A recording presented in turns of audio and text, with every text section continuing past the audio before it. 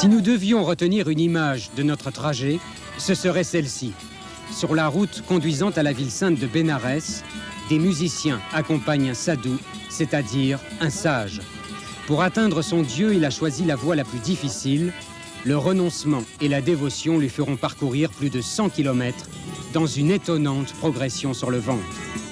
Avec pour seul horizon le macadam et cette pierre qui marque chaque mètre de son avancée. Même sur les routes, l'Inde reste un sanctuaire de la foi.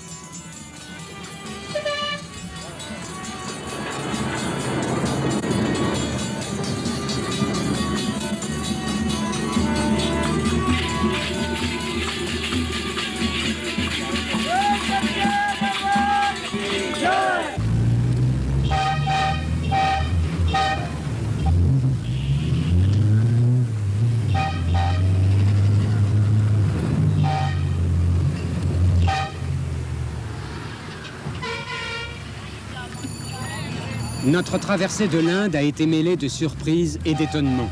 À chaque coin de rue, à chaque virage, l'insolite et l'inattendu.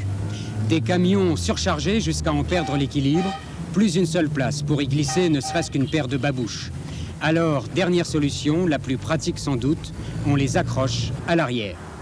Une autre astuce, lorsque votre chargement est lourd, lorsque vous êtes tiré par un animal et que tout ceci se passe dans une descente, voici le nouveau frein moteur. Un homme assis sur un pneu, très efficace, paraît-il. Il y a ceux qui chargent et qui ne vont pas très vite, et puis il y a les autres, ceux qui enlèvent tout. Le chargement, la tôle, la bâche et même le capot. Ne reste en général que le volant et le moteur. Première constatation, cela va nettement plus vite. Il y a ceux qui ont le temps de remplir un réservoir d'essence de 100 litres avec une manivelle. Il y a ceux qui n'ont pas le temps, par exemple. Devant un passage à niveau, souvent le train est en retard et les barrières sont fermées. Tout le monde passe en dessous, même les fameux rickshaws. Comment? Eh bien, regardez, c'est tout simple. D'abord, l'avant de la bicyclette, et puis pour l'arrière, il suffit de faire tout basculer.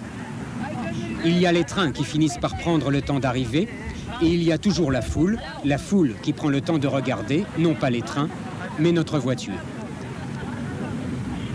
Nous avons ainsi parcouru 1500 km en quelques jours pour relier Udaipur au Rajasthan à Varanasi au nord-est de l'Inde, en passant par Jaipur, Delhi, Agra et Allahabad. Des routes, des villages, des villes, des États, souvent surchargés et dans lesquels les habitants se comptent par millions. D'abord, il y eut Jaipur, la capitale du Rajasthan. On l'appelle la ville rose. Elle doit son nom à la couleur du grès avec lequel les bâtiments ont été construits. Une ville entourée de 10 km de remparts.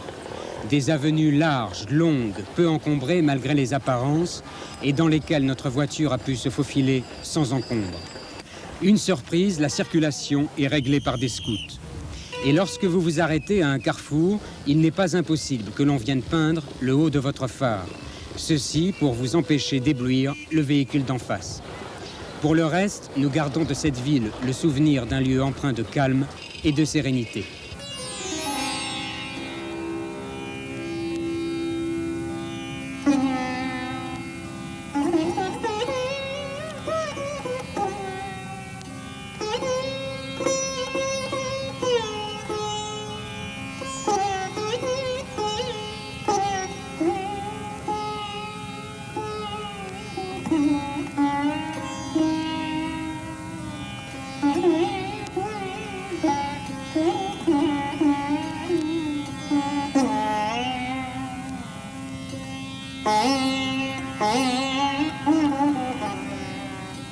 « 300 km plus haut, nous nous sommes arrêtés à Delhi, la capitale. C'était quelques jours à peine après l'anniversaire de la mort du Mahatma Gandhi en janvier 48. Mais c'est vers l'emplacement où Indira Gandhi a été incinérée que nous nous sommes rendus.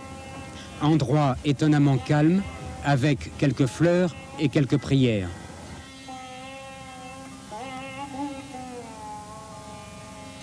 Et de nouveau la route, la foule, la vitesse. 1000 fois perdu, 1000 fois remis dans la bonne direction. L'arrivée à Agra pour saluer le Taj Mahal. Les lignes et les perspectives qui jouent à l'infini. Une belle histoire d'amour.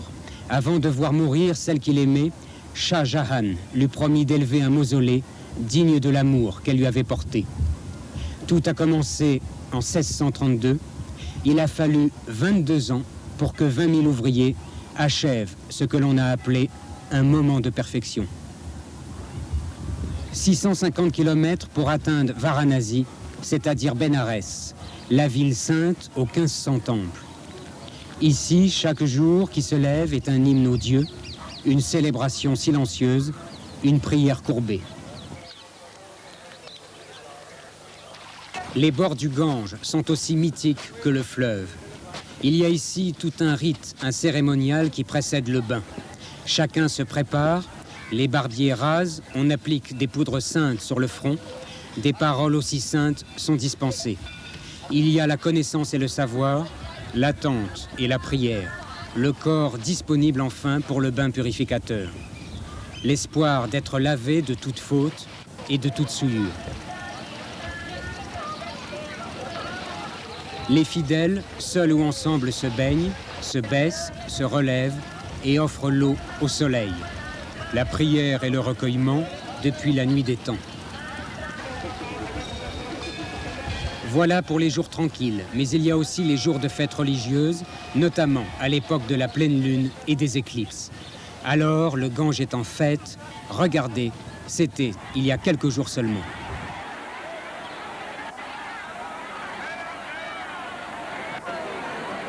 Au milieu des fleurs et des eaux lustrales, au milieu des cris et du silence, du mouvement et de l'immobile, nous avons ressenti ici le passage de la vie et de la mort, avec l'impression certaine que seule compte la délivrance.